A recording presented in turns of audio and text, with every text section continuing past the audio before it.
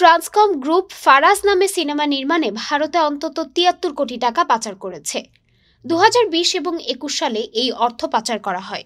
Money laundering বিষয়ে সিআইডির প্রাথমিক অনুসন্ধানে এই তথ্য বেরিয়ে এসেছে। বাংলাদেশ ব্যাংকের তথ্য উপাত্ত বিশ্লেষণ করে দেখা যায় যে ট্রান্সকম গ্রুপ ভারতে এই সিনেমা প্রযোজনার জন্য কোনো টাকা পাঠানোর অনুমতি গ্রহণ করেনি। ২০২২ সালে মুক্তিপ্রাপ্ত বিতর্কিত এই সিনেমা নির্মাণের সব টাকা দিয়েছে ট্রান্সকম গ্রুপ ও সিমিন রহমান। এই সিনেমার পরিচালক হানসাল মেহতা ফিল্মফেয়ার পত্রিকাকে দেওয়া এক সাক্ষাৎকারে এই বিস্ফোরক তথ্য দিয়েছেন। হানসাল মেহতা দাবি করেছেন, এর পরিকল্পনা, পাণ্ডুলিপি এবং অর্থ সবই দেওয়া হয়েছে সিমিন রহমান এবং তার শিল্প গ্রুপের মাধ্যমে। উল্লেখ্য, ২০১৬ সালের ১ জুলাই গুলশানের হোলি আর্টিজান রেস্তোরাঁয় জঙ্গি হামলার ঘটনা ঘটে। সে সময় জঙ্গিদের সঙ্গে ছিলেন ট্রান্সকম গ্রুপের বর্তমান সিইও সিমিন রহমানের ছেলে ফারাজ। তিনি জঙ্গিদের সহযোগী ছিলেন বলে পরবর্তী সময়ে একাধিক তথ্য উপাত্ত বিশ্লেষণ করে পাওয়া যায়।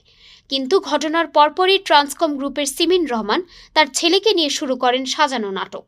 বিপুল অর্থ ঢেলে জঙ্গি ছেলেকে বীর বানানোর প্রকল্প হাতে নেওয়া হয়। তৎকালীন স্বৈরাচারী সরকারের সঙ্গে যোগসাজশের মাধ্যমে ফারাজ যে একজন জঙ্গি হিসেবে ওখানে নিহত হয়েছিলেন, সেই তথ্যটি গোপন করা হয়। ডেস্ক রিপোর্ট, আজ বার্তা, ঢাকা।